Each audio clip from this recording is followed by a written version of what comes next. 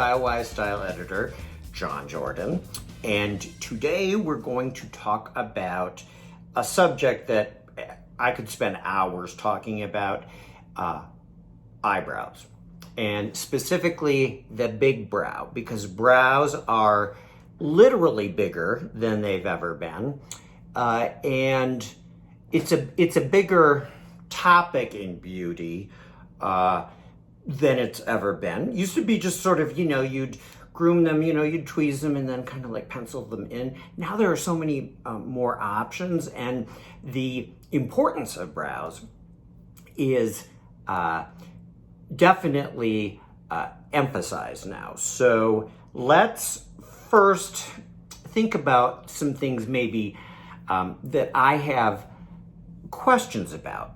You may think differently, but in my case, I don't like to dye my brows because when you do that, you end up kind of with a stain, and you may end up looking a little bit more I don't know, cartoonish. You don't want to look like Groucho Marx. That's a good frame of reference. You know who Groucho Marx was, right? If you don't, look it up. Or Joan Crawford. You know who Joan Crawford was, right? If you don't, look it up. She had a very hard, defined brow. A lot of other hard qualities about her. Interesting woman. Back to brows, though. Let's talk about some products, okay? They're temporary, so they're cosmetic. They're not dye, as I mentioned before. They're not microblading, which I've seen good microblading, which is kind of if you're not familiar with it, they're incisions that are made in the skin with sort of a semi-permanent dye, kind of like the idea of tattooing. I've seen good work and I've seen bad work. Here's what I think constitutes bad work. And even with regard to just temporary application to define your brows. I just think that if your brows look too pronounced, if they're too precise, if they're too drawn on, if it looks like you did it with a Sharpie, then you're actually detracting from other features in your face. And brows are really like to, emphasize your eyes, but not overwhelm them. Okay, so enough about my brow philosophy. As I mentioned before, I do define my brows. I'm still lucky that I have, pretty thick brows. I've always, had thick brows. But I am, gray and a senior citizen. So I'm going to just take off the brow product on this eye, and you can see what my real brow looks like, which isn't too different. It's like I said, I'm lucky that I still have a lot of brow hair, and I don't groom them at all. I used to tweeze the middle here when I was younger. I had some strays here, but I don't tweeze them. I don't wax them. I trim some of the ones that get a little bit too long and wiry. Okay, you can see there's not a big difference, but okay, here's my point. This defined brow frames my eye, makes it more pronounced. It's also a more youthful look. Again, when we're younger, our brows and our lashes are, you know, at their fullest. And as we age and they get lighter, they also become more sparse. And certainly if you have medical issues that contribute, or, you know, if you've over-tweezed over the years, you may be sort of in brow deficit at this point. But not to worry, because there are a lot of products out there that will help. Okay, here's a bunch. Like, this is Palladio Tinted Gel from Sally Beauty Supply. And this is another one from Palladio. This is called Brow Obsessed. And this is a, could they make the writing smaller? This is mousse with fiber. Okay, here's another one. Here, this is by e.l.f. And this is called Brow Wow. And here's another one. I don't even know. Well, the packaging is, does anybody else have a problem with this? It's like, I'm gonna do a segment on how frustrating it is to kick these little plastic things off or open anything. Yeah, that's a therapy session before it's a segment though. Okay, the reason that I'm showing you all of these is that they're all pretty much the same concept. Think of it as like mascara for your brow. Now this is a lighter color, this one, but I'm gonna just show you, you know, how that goes on. It's not the color I would use, but again, you know, it makes sense. You just sort of, you know, put it on and it, but you can kind of see what I just did there. Okay, this is why I don't like moist products like this. I just screwed that up, okay?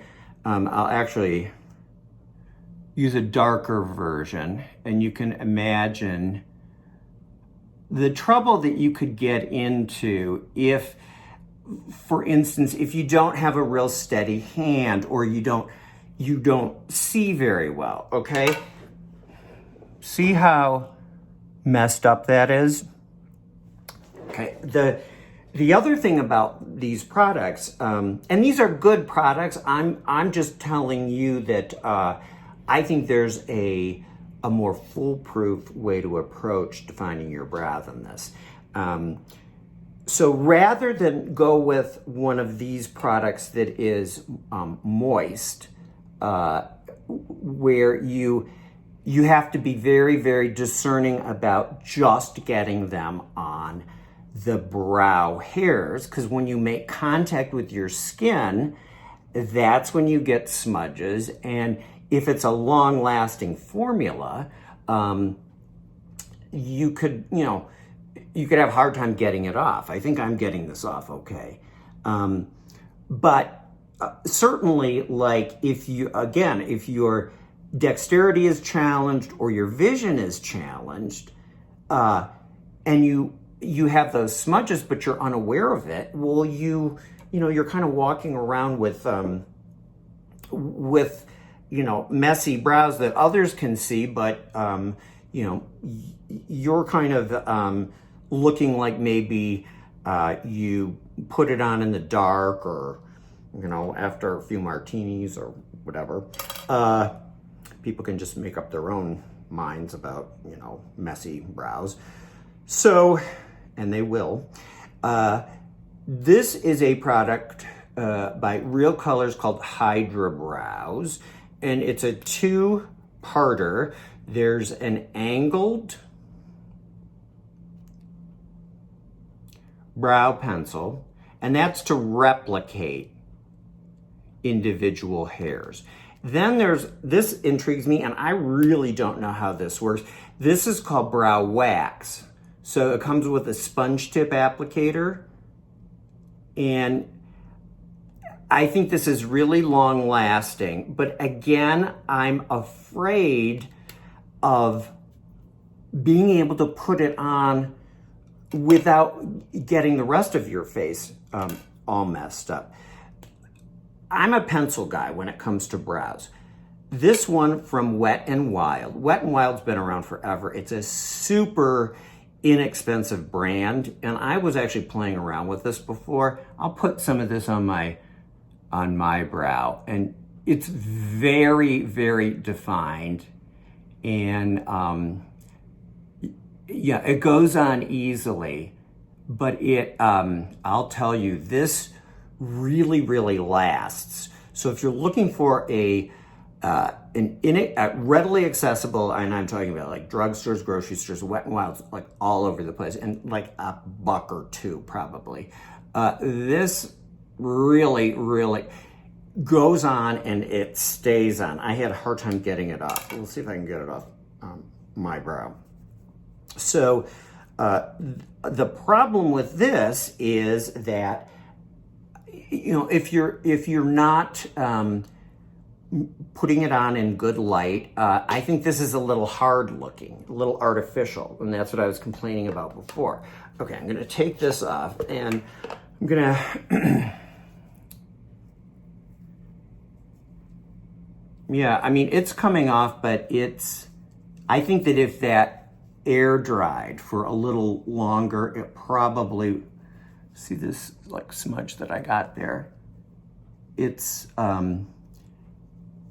good in that it will stay on, but again, if you mess up, then your mess will stay on too. Now, speaking of endurance, whether you're a female or a male, because some guys are brow challenged, guys, you don't have to, you know, walk around with brows that, you know, are inadequate. Is that a good way to describe it? You know, there is, science tells us that, you know, a powerful, full brow is kind of associated with, you know, masculinity and your, a more commanding presence. So, you know, your brows are not anything to take for granted, but if you don't have if you don't have pronounced brows, you can use a cosmetic pencil, and these things are so long lasting now. The technology will not betray you when you're in the gym sweating, or you know, literally I define my brows and I can jump in a pool and my brows will not be floating on the surface once I jump in. I'm gonna tell you about what I do, okay? So I take here's like a brow pencil, Maybelline, and I'm using black. I like a more pronounced brow. I like to look a little mean and, you know, foreboding. I don't want people to think that I'm like too much of a pushover. So I like a more defined brow. And the way that I do this is, I'm gonna refer to this mirror that I have on the side here, but do it in camera. I just kind of like, not only do I define, but I exaggerate, okay? If you're a man, you wanna actually go below, and not make your arch too high and too pronounced. I actually have a naturally pronounced arch, but if I just kind of like defined it like this, see, it's too feminine looking. So I'm gonna just draw this down a little bit where I actually do have hair. And again, if you're a woman, you don't have to do this, but I'm just going over the area where there is hair, it's just light. Okay, so this is long lasting, it's called Unstoppable, and trust me, that will stay on. The thing that I do to really ensure and make it blend a little bit more, because, you know, you can see those individual strokes. I purposely made them not too precise. I don't like precise, you know, magic marker eyebrows. because, you know, they don't look real and they're hard looking, like Joan Crawford. Okay, angle brush. This is just like from a craft store. Here's the trick. Now you might think this is eyeshadow. It's not, okay? Eyeshadow is a good way to define your brow because it's a softer, more diffused look than pencils. If you have a hard time getting the pencil on there without it getting like gunky or, you know, where you don't want it to be, just using eyeshadow will give you a softer look. This is cake eyeliner though, okay? Cake eyeliner has been around forever. Some of you might not know about it, but the idea is that you take a brush that's wet, you put it in water, and then you make a paste out of this dry product. The reason that this works really well for brows is because it is not as chalky or dusty or dry as eyeshadow. So even though you get a more believable, softer look with eyeshadow, you know, if it's crappy eyeshadow and a good stiff wind comes along, your eyebrows will fly down the street. And we don't want that to happen. So the trick is long-lasting pencil. And it doesn't matter whether it's brow or eyeliner. Okay, this is both. Drawing on the brow that you want, I think that, you know, replicating some strokes, you know, that are reminiscent of the way that your actual brow hair grows, and then going over it with cake eyeliner, because it's that, you know, it's more opaque and a little bit more gummy than the dry, dusty eyeshadow. Okay, the last thing that I'm going to do, so I'm going to take this super strong hair gel, and I've never found, this is Schwarzkopf Got To Be, you would find this in like the men's department of, you know, a drugstore. Anyway, put a little blob there, and then I take a spoolie or like a little, it's like a little brush that you would put in like a disposable mascara brush. That's a good way to describe a spoolie. So then what I do is, now that I've like, you know, put on the pencil and, you know, my unstoppable pencil, and then gone over it with my cake eyeliner and my angle brush, the next thing that I'm going to do is just take this super strong gel and I'm going to beef up my brows even further.